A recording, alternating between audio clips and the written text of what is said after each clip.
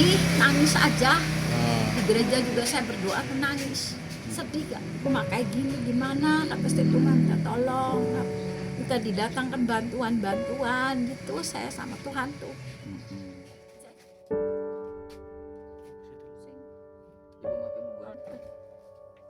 Kasihan kucing dari orang tua. Udah berapa lama Bu di sini Bu? Iya. Tinggal di sini udah berapa lama? 3 periode kalau bisa sih Pak.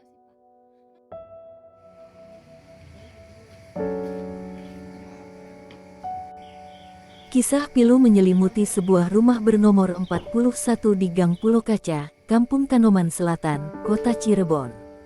Di balik dinding lembab dan pagar besi yang telah berkarat, sepasang lansia, Sri Puspitasari dan suaminya Hadianto, harus menjalani hari-hari dengan kecemasan yang mendalam. Rumah yang mereka tempati sejak tahun 1974 itu kini berada dalam kondisi yang sangat memprihatinkan dengan atap berlubang, kayu penyangga yang telah lapuk dimakan usia, serta plafon yang hancur menggantung hingga cahaya matahari bebas menembus ke dalam ruangan. Setiap malam menjadi waktu yang penuh ketakutan bagi pasangan ini karena bunyi retakan kayu sering kali terdengar saat angin bertiup atau hujan turun. Kondisi bangunan yang nyaris roboh tersebut memaksa mereka memasang terpal biru di atas tempat tidur untuk menahan tetesan air hujan agar tidak langsung mengenai kasur. Ketakutan akan tertimpa reruntuhan bangunan membuat mereka tidak pernah bisa terlelap dengan nyenyak, menciptakan beban psikologis yang berat di usia senja. Ironisnya, di tengah keterbatasan ekonomi dan kondisi fisik bangunan yang membahayakan nyawa, rumah tersebut justru tercatat masuk dalam kategori desil 10 atau kelompok masyarakat mampu dalam data kesejahteraan pemerintah. Padahal, realitas di lapangan menunjukkan hal yang sebaliknya. Sri hanya memiliki aset 4 tabung gas untuk bertahan hidup dan kebutuhan pangan sehari-harinya seringkali bergantung pada belas kasihan keluarga serta bantuan sukarelawan. Dibetulin kapan Bu? Tahun 74. Tahun 1974. Sampai sekarang belum dibetulin lagi. Terus bagaimana kondisinya sekarang? Ya itu lapuk kayu-kayu itu lapuk. Hancur. Kayu-kayunya lapuk. Hancur. Hancur ya, benar-benar kayak saya nggak ngerti. Sudah berapa lama berarti hancur seperti ini? Ya dari tahun 74 sih jadi ada 5 tahun sih. Seperti ini 5 tahun. Iya. Terus bagaimana hidupnya? Takut? Takut kalau tidur ada pakai kuprak gitu tuh. Yang besoknya lihat genteng. Terus tidurnya bagaimana? Tidurnya di situ ya tenang-tenangnya sedikit bangun. Oh, Kalau tinggi enggak. Pakai terpal ya Bu? Ibu gimana Bu? Udah ngajuin ke pemerintah minta tolong bantuan? Belum, nanti katanya tahu kapan, belum ada kabarnya. Mengajukan sudah ya. Pengen cepet ya. Pengen di situ dibetulin tuh, pengen bikin kue kering lagi, usaha dulu kue kering. Sehari 4 kilo lagi ada orang tua sih. Sampai nggak apa-apa sih kata saya, kalau jualan laris nggak kerasa capek. Gitu. Terus sekarang bagaimana buat makannya sehari-hari? Ya itu dari kakak ipar kadang-kadang gitu. Kalau nggak masak kakak ipar ngirim, kalau itu suami itu dari kakak ipar. Habis yang usaha apa tuh? Dulu ya jual nasi kuning ya nggak jalan. Malah saya kena vertigo. Vertigo. Waktu ada kakak saya jualan di pasar Kanoman. Setengah 4 sudah ada di pasar Kanoman. Bu, rumah rusak seperti ini, apa perasaannya Ibu? Sedih, nangis aja. Di gereja juga saya berdoa, aku nangis. Kenapa nangisnya? Sedih gak? Aku mak kayak gini gimana? Kata saya Tuhan, minta tolong. Kita didatangkan bantuan gitu saya sama Tuhan tuh. Saya sih kalau itu ke gereja tuh ya suka doain orang yang nolong saya, nggak saya sendiri. Saya sih doain biar sukses.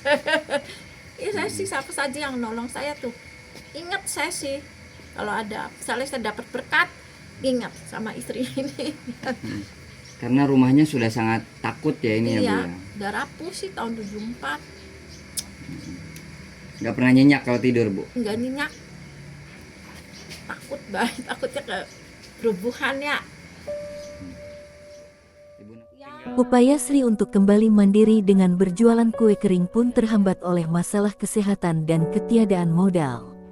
Ketua RW setempat, Adi Gumelar, telah berupaya mendesak pemerintah kota Cirebon untuk segera turun tangan sebelum jatuh korban jiwa. Namun, upaya pengajuan bantuan rumah tidak layak huni selama setahun terakhir selalu terbentur kendala administrasi, terutama terkait sertifikat rumah yang rusak akibat banjir dan masih diproses di Badan Pertanahan Nasional. Jawaban bernada penundaan agar tetap bersabar menjadi satu-satunya respon yang diterima, sementara kondisi bangunan terus memburuk setiap harinya. Di tengah ketidakpastian bantuan pemerintah, pengurus RW berencana membuka donasi warga sebagai langkah darurat demi mengantisipasi robohnya rumah tersebut. Dan untuk sudah pernah pengajuan belum sih untuk Betilahu ini? Kebetulan sudah di tahun kemarin pun sudah diajukan ke Dinas Sosial, ke Basnas, dan kemarin program Betilahu pun sudah diajukan, tapi kemarin itu sempat terkendala terkait masalah sertifikat.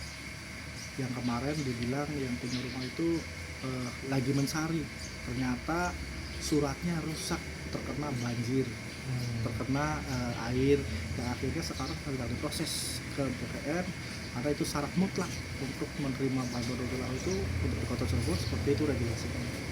Dan saya berharap kepada aparatur pemerintah setempat dari lurah, kecamatan hingga ke wali kota itu bisa segera turun, karena ini bukan dibilang rumah ini lagi aja, rumah yang udah harus ambruk. Takutnya nanti berkelama-lamaan akhirnya ada korban jiwa. Karena menurut saya secara pribadi yang layak itu hanya bagian depan. Yang untuk tidur pun sudah dialasi atasnya dengan terpal.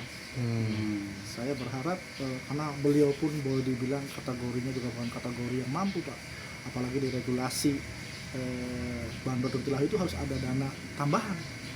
Itu yang makin mempersulit warga kita untuk terkait hal-hal tersebut. Apalagi warga kita ini salah satu sebenarnya yang harus menerima bantuan, dan sampai sekarang pun boleh dibilang dia di kategorinya 10, Pak. Makanya ini akurasi data dari mana terkait masalah akurasi data yang dibilang desil 1 sampai 10 yang mana. Kalau menurut saya ini layak dibilang desil 1, bukan desil 10. Nah, itu Jadi menentukan desil 10 siapa?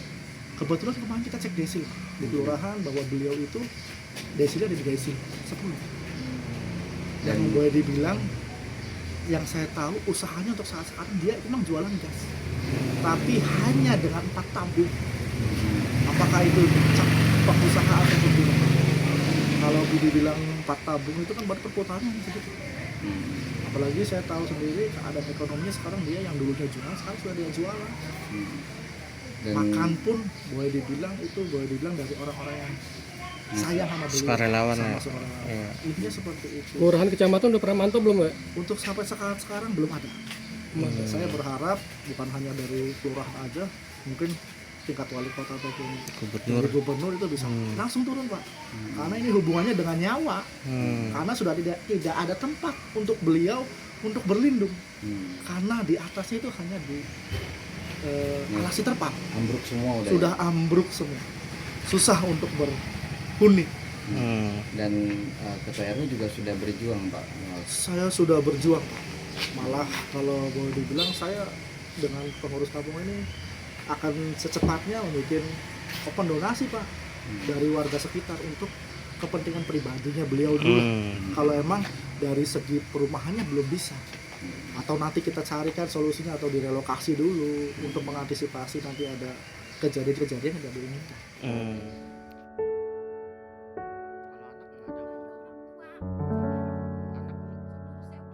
Bagi Sri, harapannya sangat sederhana. Ia hanya ingin menghabiskan masa tuanya dengan tidur tenang tanpa harus dihantui rasa takut akan tertimpa atap rumahnya sendiri.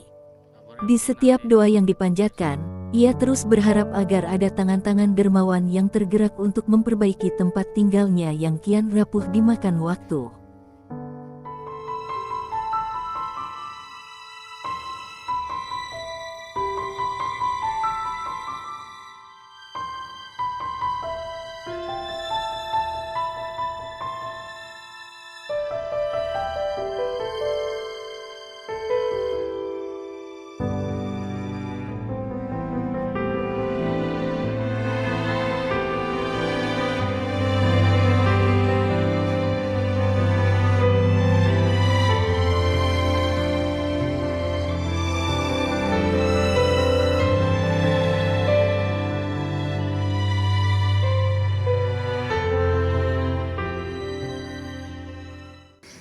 Ibu namanya siapa? Sri Puspitasari. Terima kasih ya, Bu. Suaminya Hadianto. Usianya Ibu sekarang berapa? 67 dari tahun 59. Kalau Bapak? Bapak sih masih muda, 73 lahirnya. Tapi sama istri tuh sayang. Kalau ada yang ngasih jajan di sana tuh 100. Ini kamu 50 edang dari saudara ada datang gitu. Malah kalau dia mau ke sana jangan nyebrang ya, di rumah aja gitu.